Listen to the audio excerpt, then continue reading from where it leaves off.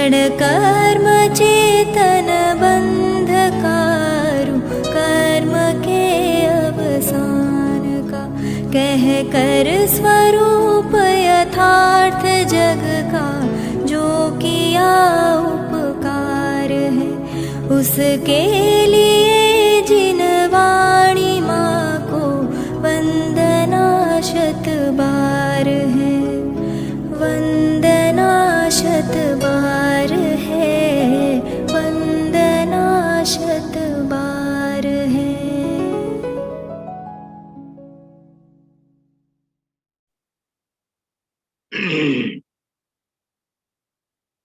मोक्षमार्गस्य नेतारं भेतारं कर्मभूभृतां, ज्ञातारं विश्वतत्त्वानां वन्दे तद्गुणलब्धये, वन्दे तद्गुणलब्धये।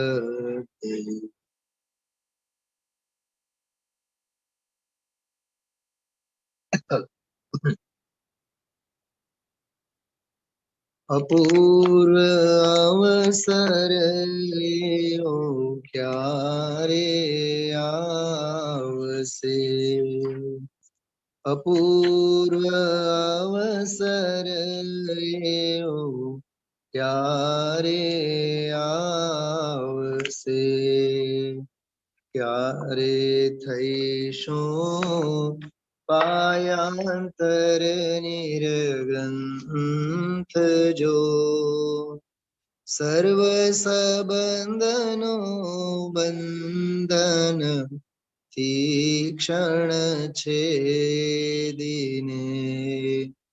विचरशुं कव महत पुरुष ने पंथ जो, अपूर्व अवसर एवो क्यारे आवसे।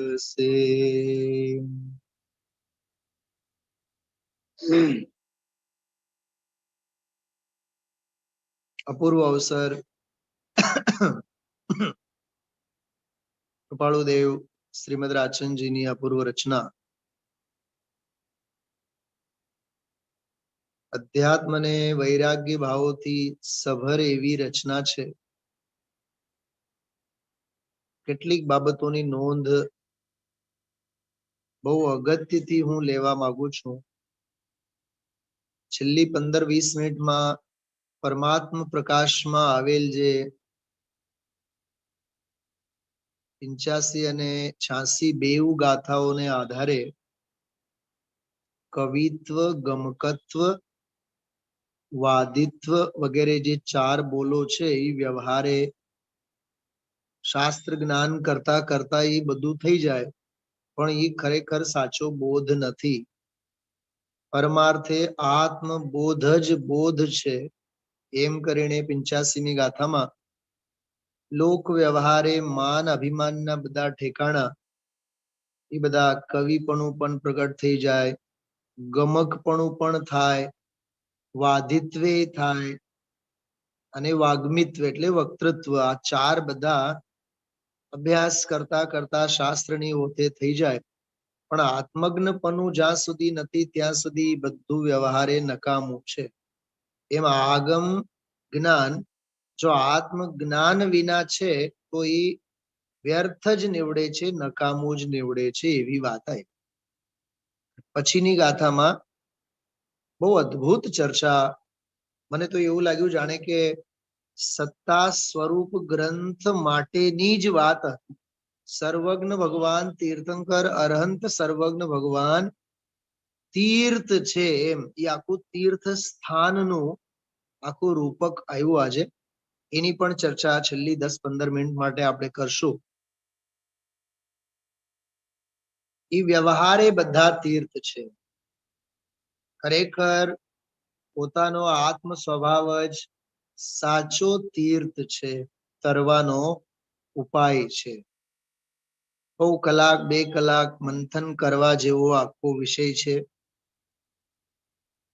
અંદરમાંથી આપણને બધું રિયલાઇઝ થવો જોઈએ, નાની નાની બાબતોમાં રહેલા જે ઊંડાણ છે એ ઊંડાણ આપણા હૃદયને સ્પર્શવા જોઈએ. હું પ્રયત્ન કરીશ છેલ્લી 15-20 મિનિટમાં એની વાત કરીશ.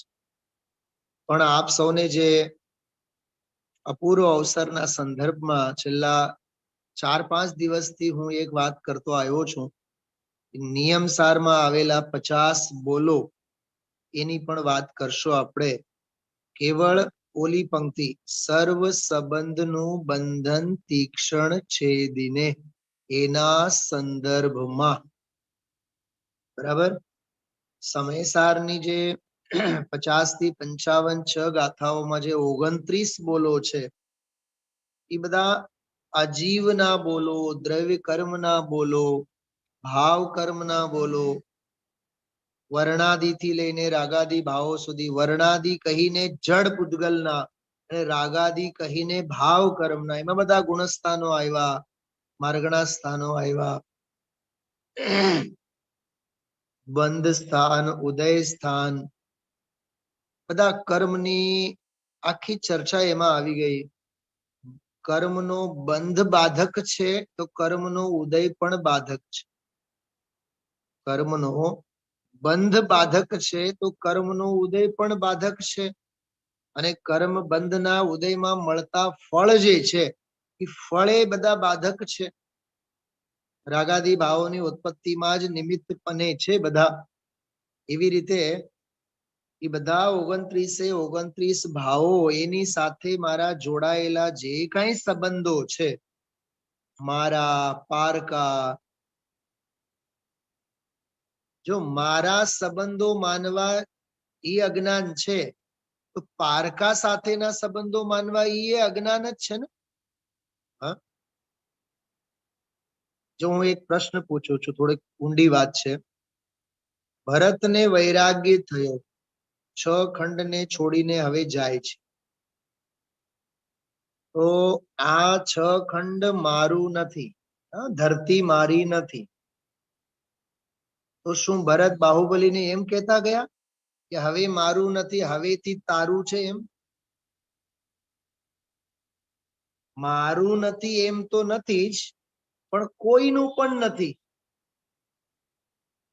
પોઈન્ટ સમજાય છે? આમાંથી સમજવા જેવું છે. બાપ દીક્ષા લેતા હોય તો શું દીકરાને એમ કહીને જાય, જો ભાઈ હવેથી મારું નથી, હવે આ બધું તારું છે, તું સંભાળ? કોણ સંભાળે? હા, મારે સંભાળવાની ઉપાધિથી મારે મુક્ત થવું છે તો કોકના માથે મારે સંભળાવીને જવાની વાત થોડીક છે તું સંભાળે એમ કરીને. અરે જેવું કર્તૃત્વ મારું નથી એવું કર્તૃત્વ કોઈનું નથી. પોઈન્ટ સમજાય છે? ભરતે કઈ પોતાના પુત્રોને વર્તમાન એમ જ આવે, વર્તમાન યોગમાં કથાન યોગમાં એમ જ આવે, રાજપુત્રોને ગાદી આપી રાજ્ય સોંપીને દીક્ષા લીધી. મને બતાવો પ્રથમાન યોગના આ વાર્તા અને આ કથનમાં શું મર્મ હોવો જોઈએ? એવું છે હવે મને તો વૈરાગ્ય થાય છે અને હું જાઉં છું અને તમે સંભાળો એમ? એટલે મારે ઉપાધિ નથી ભોગવી, હવે તમે ઉપાધિને ભોગવો, એવું હોય? જ્ઞાનીને એવા વિકલ્પો આવે? ડોક્ટર ભાઈ સાહેબના પ્રવચનોમાં આવા બહુ રહસ્યો આવે. અરે જે પરિગ્રહનું પોટલું મારે મારા માથે ઉપર નથી રાખવો તો કોકના માથે ક્યાં દેવાનો મને અધિકાર છે? હા, એ તો નથી સગર ચક્રવર્તીના દીકરાઓ બધાએ કે બાપા તારે દીક્ષા લેવી હોય તો લો, નહીં તો અમે તો દીક્ષા લેવા માટે તૈયાર. 60,000 પુત્રોએ બધાએ દીક્ષા લઈ લીધી. એટલે પરિગ્રહનો ભારો પોતાના માથે તો નથી રાખવો, તો કોકના માથે રાખવાનું એમ છે. એક સામાન્ય દાખલો આપો કે ઘર પરિવારની બધી જવાબદારી સાસુમાં પોતાના માથેથી ઉતારે તો શું દીકરાના વહુના માથે નાખે? અહીંયા નાખવાની વાત જ નહીં, ચાદર ઓઢે એ વસ્તુ જુદી છે. પરિગ્રહનું પોટલું પોતાના માથે ઓઢી લે એ વસ્તુ જુદી છે. પણ કોઈના માથે પરિગ્રહનું પોટલું આપવા જેવી વાત નથી, એવો માર્ગ જ નથી. હું મૂકીને જાઉં છું અને તમે સંભાળો એવું છે નહીં. જો આ મર્મ સમજાતું હોય સમજજો આ વાતને. હા, એટલે મારે શું કહેવાનું છે સાંભળો.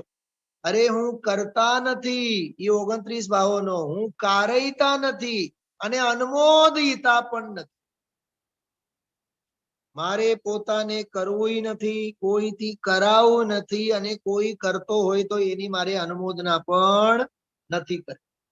9 કોટીની વાત નહોતી કરી હમણાં પરમ દિવસે? વ્રતકારિત અનુમોદના મન વચન કાય સંરંભ આરંભ અને સમારંભ. સંરંભ સમારંભ અને આરંભ 9 કોટી. 9 કોટીએ હું નહીં કરું અને 9 કોટીએ હું કોઈને સોંપું નહીં. શા માટે મારે કોઈની અનુમોદના કરવાની? આ જેને રસ હોય એ ભોગવે કરે, એ વસ્તુ જુદી છે, પણ મારે ઉપાધિ નથી લેવી. ભરતનો દાખલો મેં આપ્યો છે. તમે પ્રથમાન યોગના હજારો રાજાઓ, હજારો કથાનકોમાં તમે આ વાંચી શકો.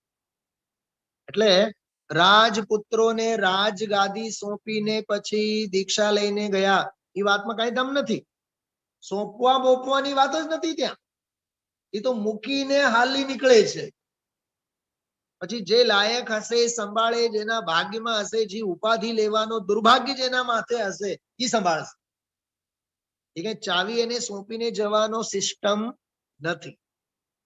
કેમ કે 29 ભાવો સાથેના મહારાજે અનાદિકાળના કર્તા કર્મના નિમિત્ત નૈમિત્તિકના ભોગતા ભોગ્યના, અરે ત્યાં સુધી જ્ઞાતા જ્ઞેયના પણ મારા જે સંબંધો છે, એ સંબંધોને હું હવે પૂર્ણ વિરામ મૂકું છું.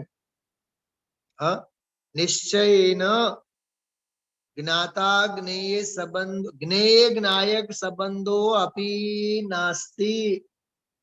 કેટલો ગજબનો મંત્ર છે.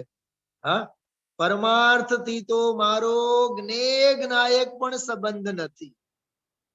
અરે મારો જ્ઞેય મારામાં હોય કે બહારમાં હોય? વાંચો 271 નંબરનો કળશ. હા નીતાબેન સાંભળો એક મિનિટ. ધ્યેયપૂર્વક જ્ઞેય ગ્રંથને ધ્યાનથી જોયું છે તમે? ધ્યેયપૂર્વક જ્ઞેય ગુરુદેવના પ્રવચનો 320 ઉપર ના? હા,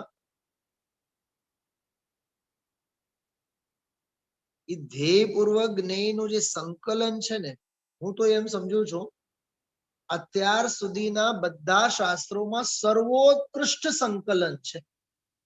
ગુરુદેવશ્રીના હજારો પ્રવચનો છે, પણ એ 320 નંબરની ગાથા ઉપરના અને 271 નંબરના કળશ ઉપરના જે પ્રવચનો છે, એ ધ્યેયપૂર્વક જ્ઞેય ધી બેસ્ટ સંકલન માનું એક છે. કેમ? એનું કારણ છે 320 નંબરની ગાથાની ટીકામાં ધ્યેયનું સ્વરૂપ સમજાયું છે, અને 271 નંબરના કળશમાં જ્ઞેયનું સ્વરૂપ સમજાયું છે. આપણને એ ગ્રંથનું કલેવર જ ખબર નથી. શૈલાબેન સાચી ની વાત? હા, હજારો વાર આપણે પાના ફેરવતા હોઈએ, પણ એ ગ્રંથમાં એમાં જ એનું સંકલન કેમ? ગ્રંથનું નામ શું છે? ધ્યેયપૂર્વક જ્ઞેય. તો ધ્યેયનું સ્વરૂપ તો 320 માં આવ્યું. હવે જ્ઞેય ક્યાં? એ 271 નંબરનો કળશ. ભાઈ આ વાત લાલચંદભાઈના મોઢેથી પેલા સ્વીટ હોમમાં જયારે રૂબરૂ વ્યાખ્યાન ચાલતા, હું આવ્યો જ હતો હજી રાજકોટમાં, તો પહેલી વહેલી વખત આવ્યો તો મને કે પંડિતજી આપણે જમવા આવવાનો, એમ બહુ આદરથી, બહુ આદરથી, આમ એટલા આમ ઉંમરના ને પણ બહુ આદરપૂર્વક મને એને જમવાનું આમંત્રણ આપ્યું. પછી અમે સપરિવાર ગયા અને ઘણી વખત, લગભગ 3-4 વખત જમવા જવાનું થયું. એક વખત પ્રદીપ જાંજરીજી આવ્યા હતા ત્યારે સાથે જવાનું થયું. તો 2 વખત કે 3 વખત હું એકલો જ હતો એને ત્યાં. તો એક વખતની મુલાકાતમાં એને મને વાત કરી.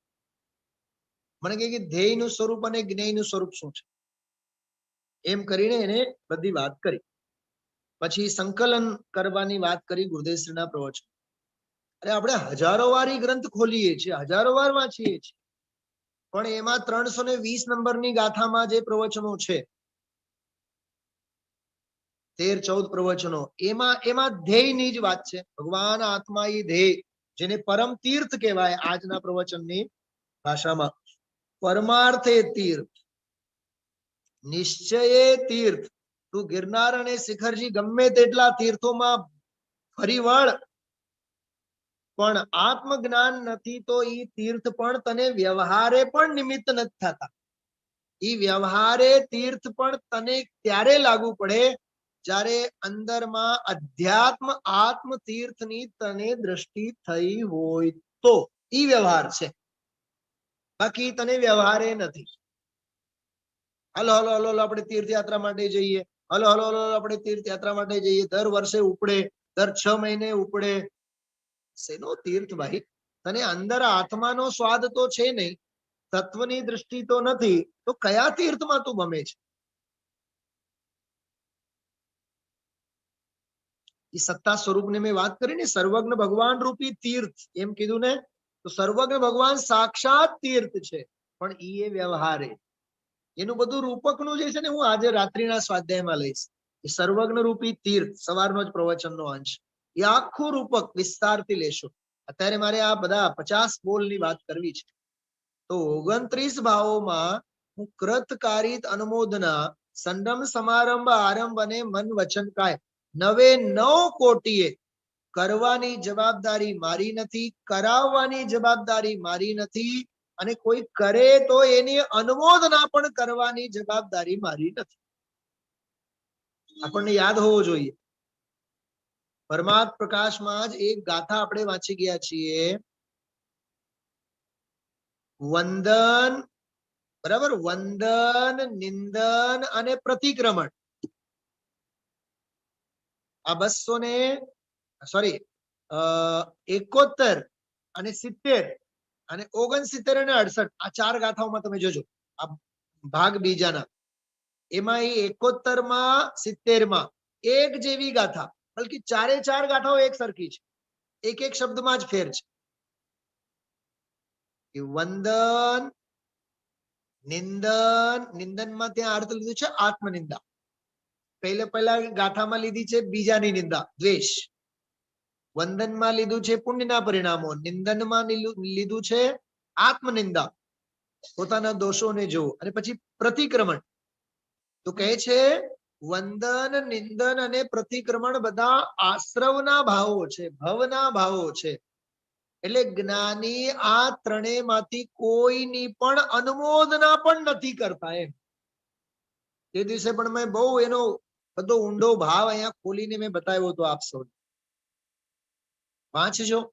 હા, હાલમાં આવ્યું પરમાર્થ પ્રકાશ ઓરિજિનલ તો ગ્રંથ નથી, તમે જોજો. એમાં ટેબ્લેટમાં કાઢતા વાર લાગે 2-3 મિનિટ, હું ડિસ્ટર્બ નથી થવા માંગતો.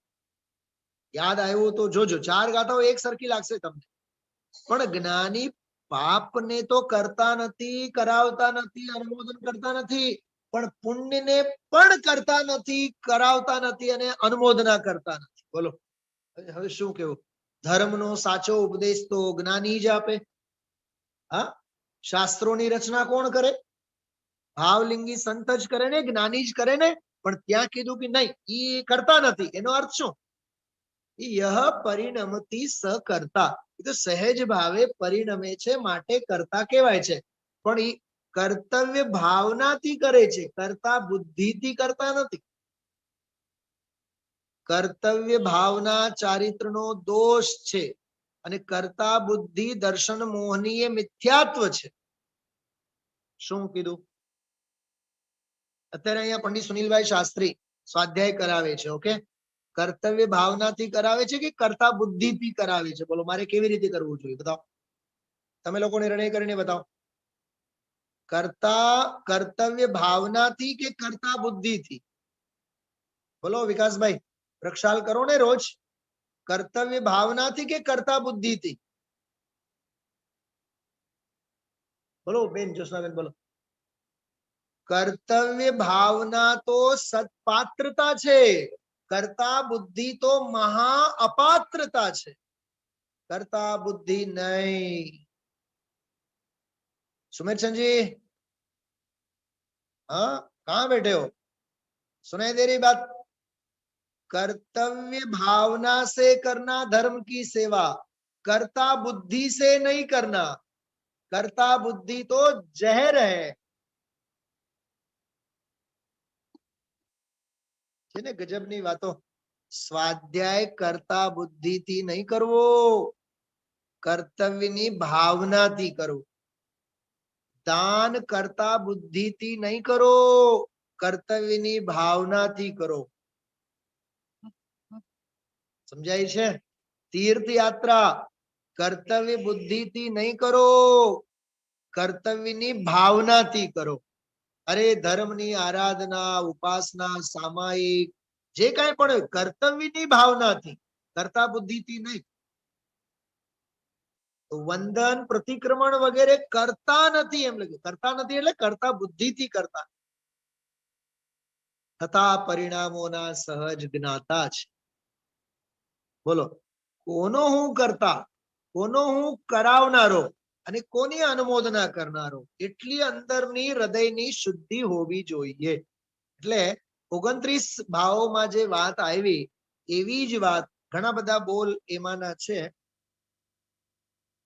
જો આ બધું મને વિચાર તો હતા બધું પીપીટી બનાવું, પણ કલાક 2 કલાક જાય એવું હતું એમાં. છતાં હું સમય જો સહજ મળશે મને તો હું આ ગાથાઓ અંગેનું એક પીપીટી ફાઇલ બનાવીશ.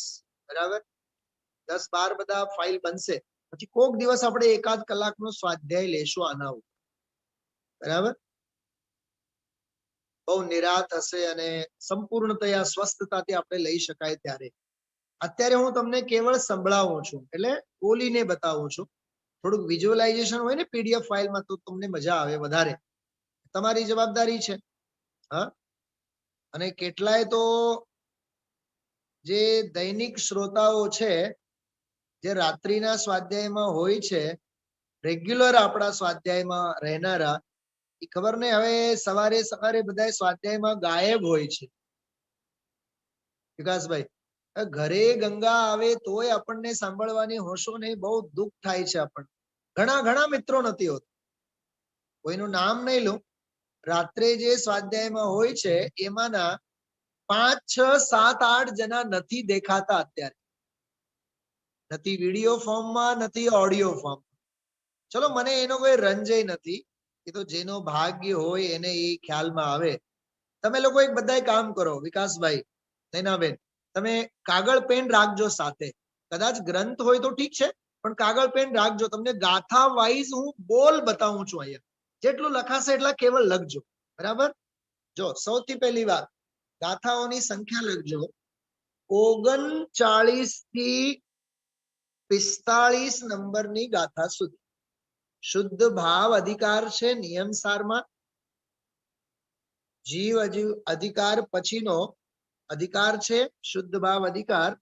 અને એ શુદ્ધ ભાવ અધિકારમાં જીવ અધિકાર, અજીવ અધિકાર, 2 અધિકારો પૂરા થયા.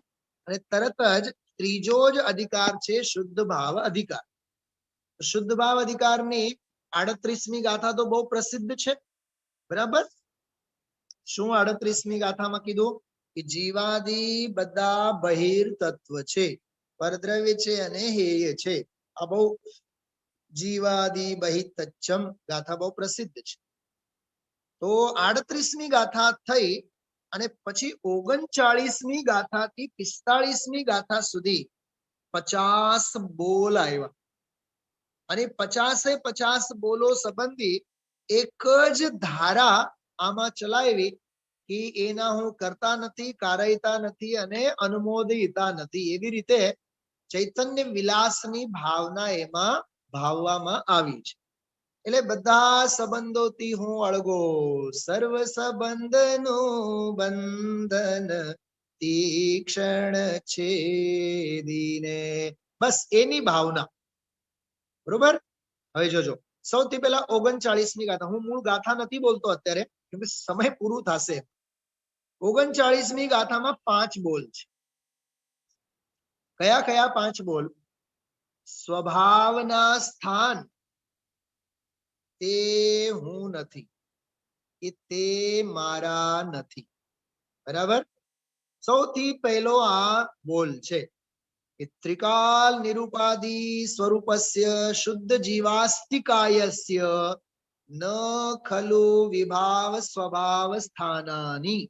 સંસ્કૃતમાં ટીકામાં આવું લખ્યું છે જો આમાં શુદ્ધ જીવાસ્તિકાય,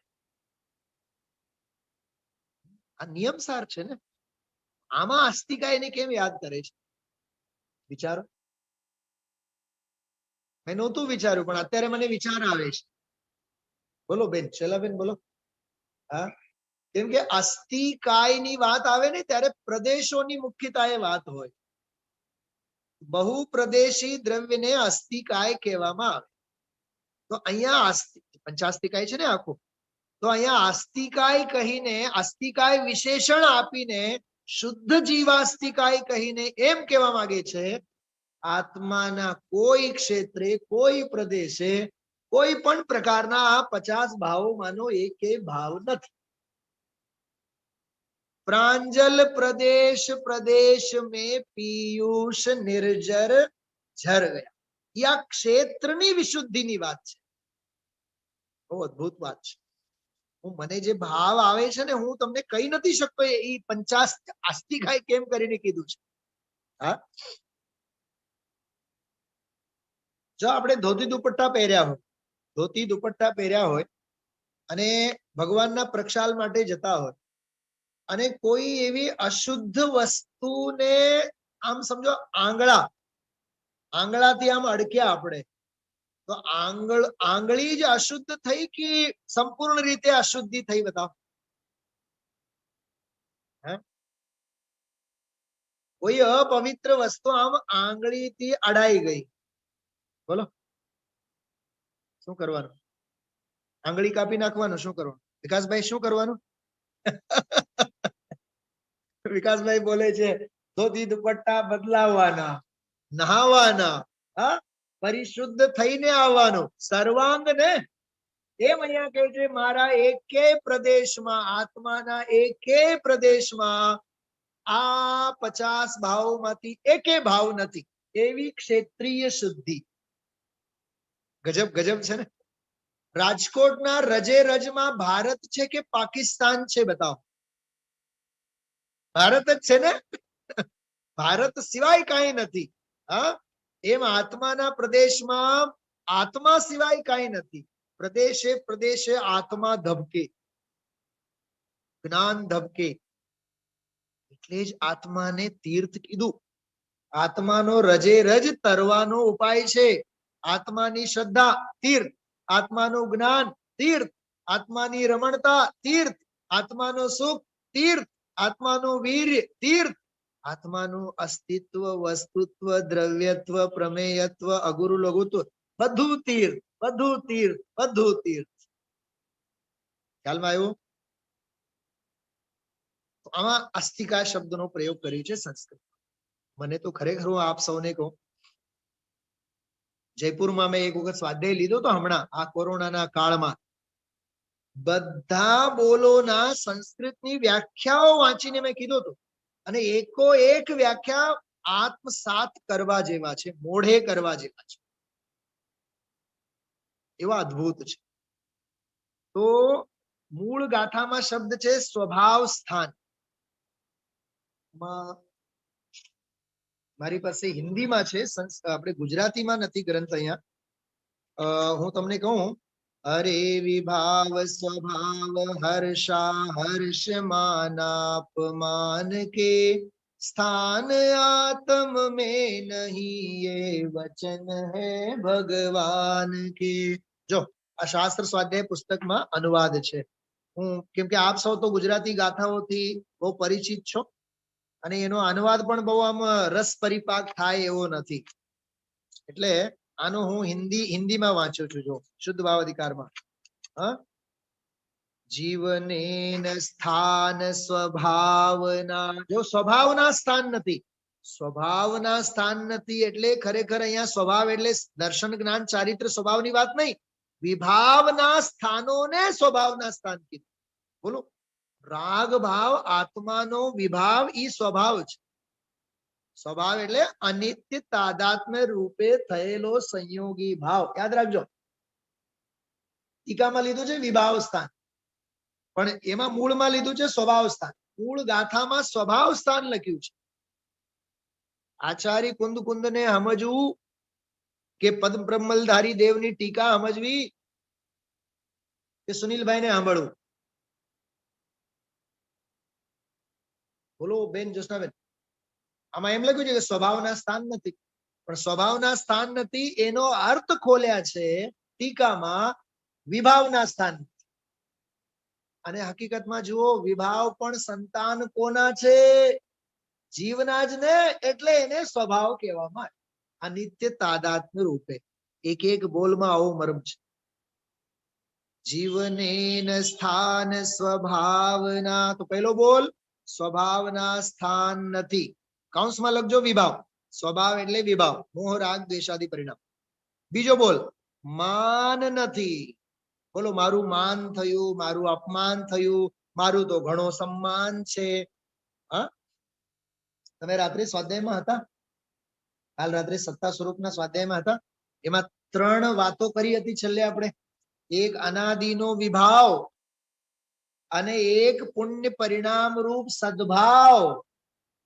ઈ વિભાવથી પણ પાર અને સદભાવથી પણ પાર એવો મારો સ્વભાવ. એ સ્વભાવમાં પણ 2, એક ત્રિકાળ સ્વભાવ અને એક ત્રિકાળ સ્વભાવની દ્રષ્ટિ કરીને જે અતિન્દ્રિય આનંદ મોક્ષમાં પ્રગટે, ઈ સાચો પર્યાય ભાવ. ઈ એ સ્વભાવ, અંદરના સ્વભાવ ભાવ એમ લેવાનું.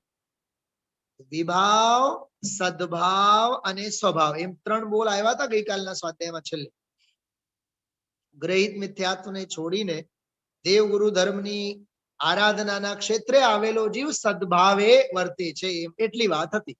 મેં ત્રીજી વાત વળી પાછી એમાંથી લીધી હતી. તો સ્વભાવના સ્થાન નથી. બીજો માન નથી, માન કશાય. ત્રીજો અપમાન નથી. જો માન નથી તો અપમાન કોનો? આપણને વાતે વાતે હોય મારું અપમાન થયું, મારે માન થયું. અરે કોનું માન, કોનું અપમાન? કોઈ આપણો માન સન્માન કરે તોય કૃતકારી અનુમોદનાથી ક્યાંય રંજાયમાન નહીં થવું. બરોબર, હું પહેલા 50 બોલ બોલી જાઉં છું. જો સ્વભાવ સ્થાન નથી, માન નથી, અપમાન નથી, હર્ષ નથી અને અહર્ષ નથી. જો હર્ષનો જો કે એક વિરુદ્ધાર્થી શબ્દ આવે શોક, પણ અહીંયા શોક ન કીધો, અહર્ષ.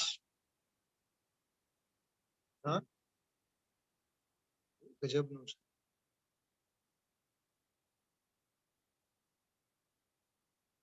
માર્મિક વાતો છે ભાઈ. શુભ પરિણતિના અભાવ હોવાથી શુભ કર્મ અને શુભ કર્મના અભાવ હોવાથી સંસારનો સુખ અને સંસારના સુખનો અભાવ હોવાથી મને હર્ષ નથી, એવું લખ્યું છે. સ્ટેપ્સ યાદ રાખજો. શું કીધું શૈલાબેન? ધ્યાન છે. 3 બાબતોની વાત કરી. શુભ પરિણતે હે અભાવા શુભ કર્મ ન ખલું. શુભ પરિણતિ નથી એટલે શુભ કર્મ નથી. શુભ કર્મનો અભાવ હોવાથી સંસારનો સુખ નથી, અને સંસારનો સુખ મને નથી એટલે મને હર્ષ પણ નથી. બેન નિર્મલાબેન ધ્યાન છે. કોને કહેવાય હર્ષ?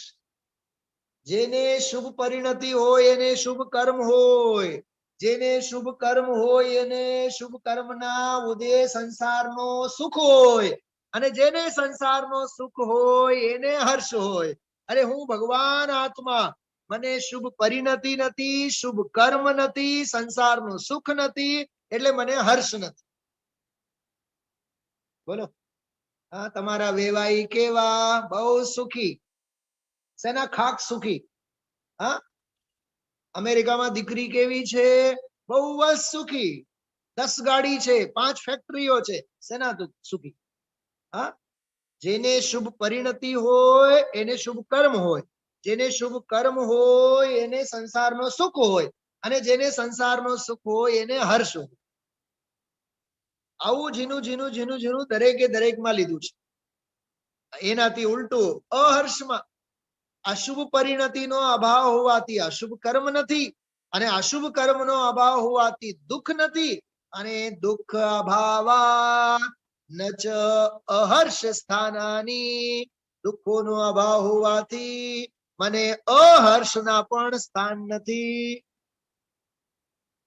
એક પ્રશ્ન પૂછું બધાને, હા, જ્ઞાની સંસારમાં સુખી કે દુખી? જવાબ દેતા નહીં, કેમ કે તમે જે પણ જવાબ દેશો હું એનો ઊંધો અર્થ કરીશ. હા, પહેલા નક્કી કરો, જ્ઞાની સંસારમાં હોય છે?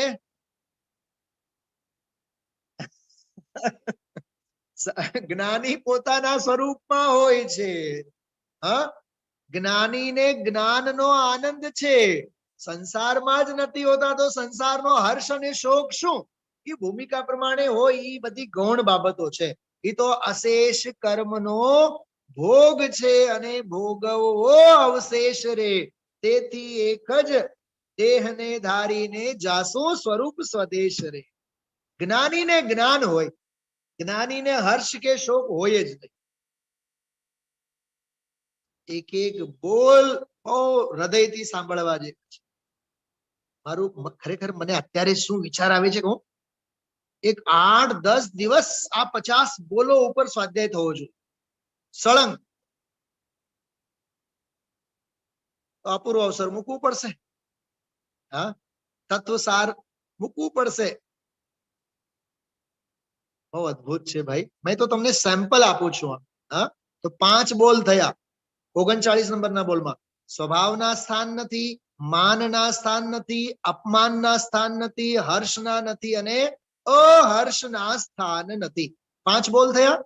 નેક્સ્ટ 40 નંબરની ગાથામાં પણ 5 બોલ છે. સ્થિતિ નથી, પ્રકૃતિ નથી, પ્રદેશ નથી, અનુભાગ નથી અને ઉદય નથી. એને એમ કહેવાનું, કર્મ સ્થિતિના સ્થાન નથી, કર્મ પ્રકૃતિના સ્થાન નથી, કર્મ પ્રદેશોના સ્થાન નથી, કર્મ અનુભાગના સ્થાન નથી અને ઉદયના સ્થાન. ક્રમમાં આપણે વિચારો તો ઉદયના સ્થાન નથી, પ્રકૃતિ, પ્રદેશ, સ્થિતિ અને અનુભાગ જે બંધના 4 પ્રકારો છે એના સ્થાન મને નથી. એ સીધે સીધું યાદ રહી જાય. બરોબર? પ્રકૃતિ, પ્રદેશ, સ્થિતિ અને અનુભાગ 4 સ્થાન નથી કર્મના અને ઉદયના પણ સ્થાન નથી. હવે આમાં એક ઉદયની વાત કરું તમને. આપણને કોઈ એમ કહે તમે તો બહુ પુણ્યોદય વાળા છો, કેવું લાગે? બોલો બંબઈ. અચ્છા, કોઈ કહે કે નહીં કહે, પાપનો ઉદય હોય તો કેવું લાગે? હા, પરસેવો છૂટે કે નહીં? નાની માં યાદ આવે કે નહીં? તો પાપના ઉદયમાં જે ખેદાવાના લક્ષણો છે, નિયમથી પુણ્યના ઉદયમાં હરક પદુડા થવાના લક્ષણો છે. કેમ કે જે પાપના ઉદયમાં રોદના રડે, એ પુણ્યના ઉદયમાં દાંત કાઢે. અને અહીંયા સ્વભાવની વાત કરે છે, હું ભગવાન આત્મા, મને નથી પાપના ઉદય, મને નથી પુણ્યના ઉદય, કર્મોના ઉદય મને લાગુ નથી પડતા. હું તો નિત્ય ઉદ્યોત જ્ઞાયક સ્વભાવ ભાવ છું, એની સાથેના મારા સંબંધો છે. હા, તો દીકરી સુખી અને દીકરો સુખી અને એને ત્યાં ગાડી અને એને ત્યાં ફેક્ટરી. અરે કોના ઉદયને લઈને તું કોનો અહંકાર લઈને બેઠો છે? બોલો, આ ઉદય સાથેના આપણા સંબંધો છે કે નહીં? હા, ઘરમાં એક ખાટલો આવી જાય, એક માણસ ઘરનો ખાટલો આવી જાય એનો, બોલો ઘરમાં કેવી ઉપાધિ થાય, કેવા હર્ષ અને શોક અને માથાકૂટ અને કેવા અકળામણ થતું હોય. આ બધા ઉદયના સ્થાન મારા નથી, એમ લેવાનું. હા, જો આ બહુ બહુ નાના નાના વિષય બિંદુઓ છે, ટીપા છે. આ તો લીંડી પીપરના બધા ટુકડા છે. આ બધા એક એક ટુકડામાં ઘણું બધું ભરેલું છે. જો 2 સંતાન હોય, એક માને અને બીજો નહીં માને, બરાબર? એક બેન મને દેખાય છે જેના બે વહુઓ છે, બરોબર? એક વહુ છે ને બધું માને, બીજી બહુ જબરી હોય, એ નહીં માને. તો ઓલી જે માને ને એને જોઈ જોઈને વિચારે મારો પુણ્યનો ઉદય, અને જે નહીં માને એને વિચારે એને બળતરા કરે, આ નથી માનતી, નથી માનતી. પુણ્યનો ઉદય, પાપનો ઉદય, દિનના 24 કલાક હર્ષ અને શોક જ કરવાના છે. પણ એવું લે ને કે મને નથી પુણ્યનો ઉદય લાગુ પડતો, મને નથી પાપનો ઉદય લાગુ પડતો. કેટલો પ્રેક્ટિકલ વિષય છે આ. હા, એવો આનંદ આનંદ આવે એવો વિષય છે. મારે દુનિયા તરફ જોવું જ નથી, સંયોગજન્ય ઔદયિક ભાવને મારે જોવું જ નથી, મને ઉદય લાગુ પડતા નથી. 38મી ગાથામાં જાહેર કરીને આવ્યા છે. ચલો 39મી ગાથામાં 5 બોલ થયા, 40માં 5 બોલ થયા, 10 થયા. આગળ 4 બોલ છે 41 નંબરના 41 નંબરની ગાથામાં. ચારે ચાર યાદ રહી જાય એવું છે. ક્ષાયિક ભાવના સ્થાન નથી, ક્ષયોપશમ ભાવના સ્થાન નથી, ઔદયિક ભાવના સ્થાન નથી અને ઉપશમ ભાવના સ્થાન નથી. ઉદય, ઉપશમ, ક્ષય, ક્ષયોપશમ જે 38માં ગાથામાં જ બોલ આવેલા છે એ ચારે ચાર મને લાગુ પડતા નથી.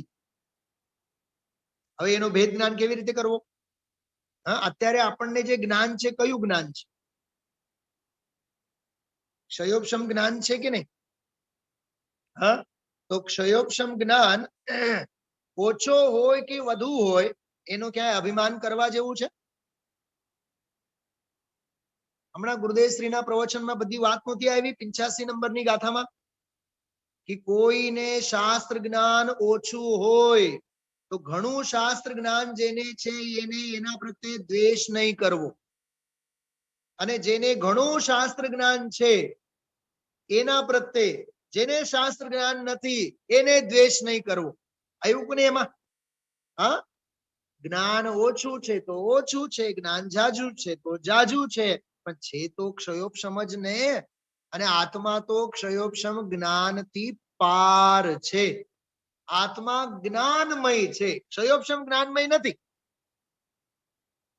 એવી રીતે ક્ષયોપશમ ભાવોથી પાર, ક્ષાયિક ભાવોથી પાર, ઉદય ભાવોથી પાર, ઉપશમ ભાવોથી પાર હું છું. અચ્છા, ઉપરની ગાથામાં ઉદય આવ્યો, આમાં ઔદયિક આવ્યો, બેઉમાં ફેર છે. આ બધું ખોલવા માટે ટાઈમ નથી આપણી પાસે. ઉપર ઉદય શબ્દ છે 40 નંબરની ગાથામાં અને 41મી ગાથામાં ઔદયિક છે, બંનેમાં ફેર છે. ગાથામાં જોજો તો ખબર પડશે. ચલો 10, 4, 14 થયા. આગળ 45 નંબરની ગાથામાં 10 બોલ છે. એક જ ગાથામાં 10 બોલ. કયા કયા? 4 ગતિઓમાં ભ્રમણ, ચતુર્ગતિ ભ્રમણ, એક જ બોલ છે. બીજો જન્મ, ત્રીજો જરા, ચોથો મરણ, પાંચમો શોક, છઠ્ઠો રોગ, પછી કુલ અને યોની, અને 9મો જીવ સ્થાન અને 10મો ગુણસ્થાન. તો 4 ગતિરૂપ ભ્રમણ, જન્મ, જરા, મરણ, શોક, રોગ, કુલ, યોની, જીવ સ્થાન અને માર્ગણા સ્થાન તે આત્માના નથી, મારા નથી. સર્વભાવતી સમજાય છે? ઔદાસીન્ય ઔદાસીન્ય ઔદાસીન્ય વૃત્તિ, સર્વ સંબંધનું બંધન તીક્ષણ છેદીને. 10 બોલ છે એમાં 42મી ગાથા. કેટલા થયા? ઉપર આવ્યા 14 અને આ 10, 24 બોલ. એક એક વાતમાં વિચારજો. કુલમાં, યોનીમાં, હા, રોગમાં, શરીરે રોગ થાય. આપણને શરીરનો રોગ રોગ લાગે છે, મોહનો રોગ રોગ ક્યાં લાગે છે આપણને? હા, મનોરોગ છે, સૌથી મોટો મનોરોગ છે. શોક, મરણ. જો આ કોરોનાના કાળમાં કેવા કેવા જીવો બધા વયા જાય છે. હા, વાતે વાતે મરણ. જરા, જરા એટલે ઘડપણ. જન્મ, હા, જન્મનો એક ગુરુદેવશ્રી બહુ જોરદાર દાખલો આપે. લગ્ન થયા હોય મોટી ઉંમરે અને ઘણા વર્ષો સુધી સંતાન ન થયું હોય, મોટી ઉંમરે પછી છોકરું આવે, એમાં પછી છોકરું થાય, છોકરી નહીં છોકરું થાય, ગામ ગાંડું થાય, ગામને જમાડશે. આ કેવો હરક પદડો છે આ જીવ. અરે જગતમાં નિસંતાન છે એ સંતાન માટે ફાફા મારે, અને જેના નાલાયક સંતાનો છે એમને તો એમ કે જમીન જો જગ્યા આપે, રસ્તો આપે તો હું સીતાજીની જેમ એમાં દટાઈ જાઉં. આપણે નથી વૈરાગ્ય ભાવનામાં બધી ચર્ચાઓ કરી છે ભાઈ. હા, ખોટી સંતતિ હોય તો દુખી. કેવા કેવા વિચિત્ર સંયોગોથી આપણે ઘેરાયેલા છીએ, વિચાર તો કરો તમે. હા, અને આની સાથે જ બધા 24 કલાક આપણા સંબંધો છે. ઘરમાં નોકર, એ નોકરને લીધે હેરાન પરેશાન હોય, દાટી મારતો હોય ઓલા માલિકને. ઘરમાં માજી હોય ને 90 વર્ષની ડોસી હોય, એને દાટી મારે ઓલો માલિક, કેમ કે 25 વર્ષનો જૂનો છે, અને દાટ એને પીવી પણ ખાવી પણ પડે એને. તો જો પલડા કેવા પુણ્યના અને પાપના પલટાઈ જાય. એટલે આ યાદ રાખજો, આ 10 બોલામાં. બરાબર, 42 નંબરની ગાથા સુધી થઈ. 43મી ગાથામાં નિર્દંડ છે. મન વચન કાયાના કોઈ દંડ નથી. દંડ એટલે મન વચન કાયાની પ્રવૃત્તિને દંડ કહેવાય. નિર્દંડ છે, નિર્દ્વંદ્વ છે, નિર્મમ છે, નિકલ એટલે નિષ્કલ છે, નિરાલંબ છે, નિરાગ છે, નિર્દોષ છે, નિર્મૂળ છે અને નિર્ભય છે. 9 બોલ છે. 43મી ગાથામાં 9 બોલ. મન વચન કાયાનો દંડ મને નથી. દ્વંદ્વ રાગ દ્વેષના દ્વંદ્વ ભાવ મને નથી. જગત માત્ર પ્રત્યે મમતા કરું એવી મમતા મારામાં નથી. જો હજી એક વાત કરું, બહુ સાધર્મી વાત્સલ્યથી નિયમ સાર ખોલી આ બધી 7 ગાથાઓની ટીકા વાંચો. આ એકો એક શબ્દોની વ્યાખ્યાઓ છે એમાં. હા, નિર્મમ કોને કહેવાય, નિષ્કલ કોને કહેવાય, બહુ જબરદસ્ત એની બધી વ્યાખ્યાઓ છે. એ બધી એક એક વ્યાખ્યાઓ સમજવા જેવી છે. આમ એમને ઉપર ઉપરથી સમજીએ તો નહીં થાય. ખ્યાલમાં આવ્યું? શુદ્ધ નિશ્ચયન નિજ પરમ તત્વે અપી વાંછા ભાવાત નિકામઃ. અરે મારા ભગવાન આત્મામાં કામના જ નથી, વાંછાનો જ અભાવ છે, એટલે હું નિષ્કામ છું. બોલો, નિષ્કામની વ્યાખ્યા એવી રીતે કરી. બરાબર, એ 44 નંબરની ગાથામાં છે. આ 43મી ગાથામાં નિર્દંડ, નિર્દ્વંદ્વ, નિર્મમ, નિષ્કલ, નિરાલંબ, નિરાગ. નિરાલંબ, નિરાલંબની તમને થોડીક વ્યાખ્યા હું કહું. નિરાલંબ કોને કહેવાય? અરે આમાં 197 લાખ કરોડ કુળની વાત, 84 લાખ યોનિઓની ચર્ચા, એ બધી આમાં વાતો લીધી છે.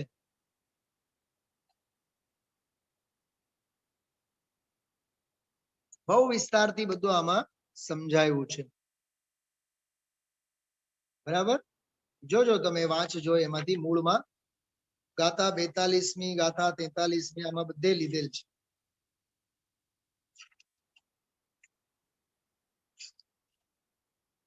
જો આ 43મી ગાથા છે ને, 43મી ગાથા, 43મી ગાથામાં નિર્મમ કોને કહેવાય છે? નિર્મમની વ્યાખ્યા: પ્રશસ્ત અપ્રશસ્ત સમસ્ત મોહ રાગ દ્વેષ અભાવા નિર્મમ. અરે પ્રશસ્ત અને અપ્રશસ્ત બધા જ પ્રકારના મોહ રાગ દ્વેષોથી અભાવ હોવાથી હું નિર્મમ છું. અરે આ કર્તા કર્મ અધિકારની ગાથામાં આવેલી વાત છે. નિર્મમ, આત્મા નિર્મમ છે, એવી જ વ્યાખ્યા છે. એવી રીતે નિષ્કલ, એવી રીતે નિરાલંબ. વાહ, નિરાલંબ ની પણ વ્યાખ્યા એવી છે. નિશ્ચયેન પરમાત્મન, આ પરમાત્માને પરદ્રવ્ય નિર્વલંબત્વાત નિરાલંબ. પરદ્રવ્યોનો આલંબન ન હોવાથી નિરાલંબ છું. દ્રવ્ય કોને કહેવાય? જેને પોતાનું કાર્ય કરવા માટે બીજા દ્રવ્યની રાહ જોવી ન પડે, એને નિરાલંબ કહેવાય. સમજાય છે? એને દ્રવ્ય કહેવાય. બેનશ્રીએ એવી વ્યાખ્યા આપી. એવી વ્યાખ્યામાં પરદ્રવ્યથી નિરાવલંબી છે એમ વાંચજો મૂળમાંથી. નિર્દોષની પણ વ્યાખ્યા બહુ અદ્ભુત છે. આગળ વધીએ તો 9 બોલ થયા આમાં. હવે 44 નંબરની ગાથામાં 8 બોલ છે. 44 નિર્ગ્રંથ. સૌથી પહેલા નિર્ગ્રંથ. બોલો, આત્મા સ્વભાવ ભાવ નિર્ગ્રંથ છે. અંતરંગ બહિરંગ કોઈ પણ પ્રકારની ગ્રંથિ પોતાનામાં નથી, એટલે નિર્ગ્રંથ છે. નિર્ગ્રંથ નિરાગ શબ્દ છે. નિરાગ, નિશલ્ય મન વચન કાયાના કોઈ શલ્ય કાંટાઓ સ્વભાવમાં નથી, માટે નિશલ્ય. સકલ દોષોથી રહિત, નિર્દોષ, પણ શબ્દ એવું છે સકલ દોષથી રહિત. પછી નિષ્કામ, પછી આવ્યું નિષ્ક્રોધ અને નિર્માન અને નિર્મદ. ઉપર આવ્યા હતા નિર્દંડ, નિર્દ્વંદ્વ, નિર્મમ, નિકલ, નિરાલંબ, નિરાગ, નિર્દોષ, નિર્મૂળ, નિર્ભય. એ 43 માં આવ્યા હતા. અને 44 માં આવે છે નિર્ગ્રંથ, નિરાગ, નિશલ્ય, સકલ દોષ રહિત, નિર્દોષ, નિષ્કામ, નિષ્ક્રોધ, નિર્માન અને નિર્મદ. જો 9 અને 8 17 બોલ છે, બધા ની શબ્દથી, ની ઉપસર્ગથી લખવામાં આવેલા છે. નિર્દંડ, નિર્દ્વંદ, નિર્મલ, નિકલ, નિરાલંબ, નિરાગ, નિર્દોષ, નિર્મૂળ, નિર્ભય, નિર્ગ્રંથ, નિરાગ, નિશલ્ય, નિષ્કામ, નિર્દોષ, નિષ્ક્રોધ, નિર્માન, નિર્મદ. આ 17 બોલો ખાસ. 44મી ગાથા થઈ. હવે 45મી ગાથા. 45મી ગાથામાં પણ 9 બોલ છે. વર્ણ, રસ, ગંધ, સ્પર્શ. વર્ણ, ગંધ, રસ, સ્પર્શ પૂતગલના. સ્ત્રી વેદ, પુરુષ વેદ, નપુંસક વેદ. અને વળી પાછા 2 લીધા, સંસ્થાન અને સહન. જો આ સંસ્થાન શરીરના આકાર પ્રકાર, સહનન હાડકાની બધી વિશેષતા, અરે આ બધા પૌદ્ગલિક ભાવો છે. થઈ ગયા 50. 39 માં 5, 40 માં 5, 41 માં 4, 42 માં 10, 43 માં 9, 44 માં 8, 45 માં 9. આ 50 બોલોનો નિકાલ થયો. આમાંથી એકનો પણ મારે કરતા નથી થવો, કારયતા નથી થવો, અનુમોદિતા નથી થવો. નથી કોઈને માટે સંરંભ, સમારંભ, આરંભ કોઈની મારે મનથી, વચનથી, કાયાથી કૃત કારિત અનુમોદના કશું કાંઈ કરવું જ નથી. કેમ કે આ બધા મારામાં નથી. આ બધા સંબંધો જે મેં સ્થાપેલા હશે, તો હે પ્રભુ હું પ્રતિજ્ઞા કરું છું, સર્વ સંબંધનું બંધન તીક્ષણ છેદીને. આવી ભાવના અંદરમાં હોવી જોઈએ. બોલો, મારા મગજમાં કેટલા દિવસથી આ વિષય ચાલતો હતો. હા, 3-4 દિવસથી હું કહેતો હતો 50 બોલ, 50 બોલ. હા, અને એના પછીની 46મી ગાથા અરસવરૂવમ ગંધમ, જે 5 પરમાગમોમાં ગાથા છે, ધવલામાં પણ ગાથા છે. ઈ ગાથામાં 8 બોલ છે. એટલે નિયમ સારને 39 થી લઈને 46 નંબર સુધીની 8 ગાથાઓમાં આપણે જોઈએ તો એકંદરે 58 બોલ છે.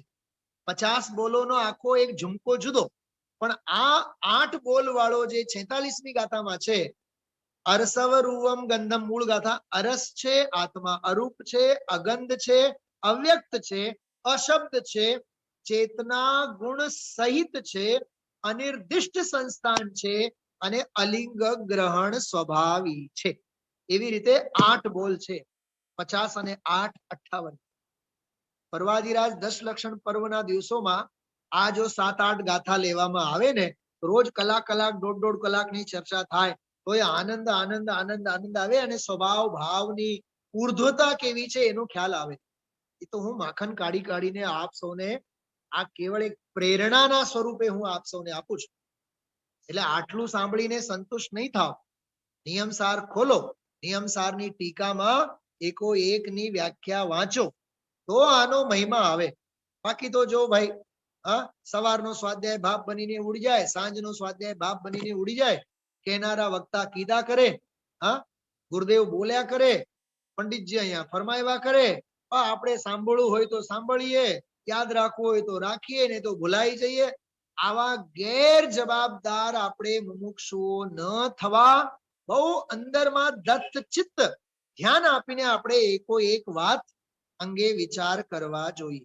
આજે હું જાહેરાત કરું છું કે પહેલો છંદ અપૂર્વ અવસરનો આજે 11મા દિવસે પૂરો થયો. આજે વાર કયું છે? ગુરુવાર છે, બુધવાર છે? ગુરુવાર ને?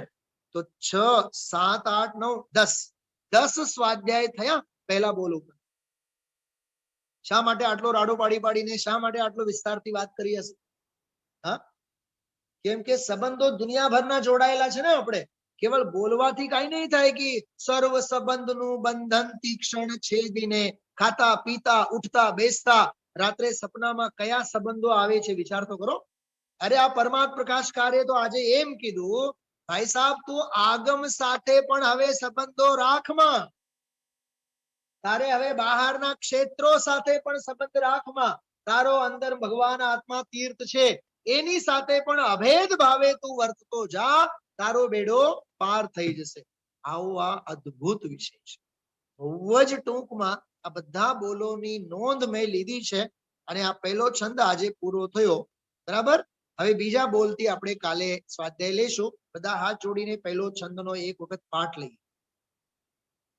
અપૂર્વ અવસર એવો ક્યારે આવશે, ક્યારે થઈશું પાયાંતર નિરગ્રંથ જો, સર્વ સંબંધનું બંધન તીક્ષણ છેદીને વિચરશું કવ મહત પુરુષને પંથ જો, અપૂર્વ અવસર એવો ક્યારે આવશે, અપૂર્વ અવસર એવો ક્યારે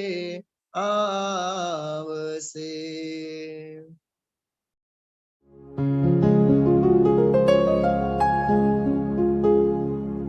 निज निधि निज में बताए यह अनंत उपकार है, उसके लिए जिन वाणी माँ को वंदना शत बार है, वंदना शत बार है, वंदना शत बार है.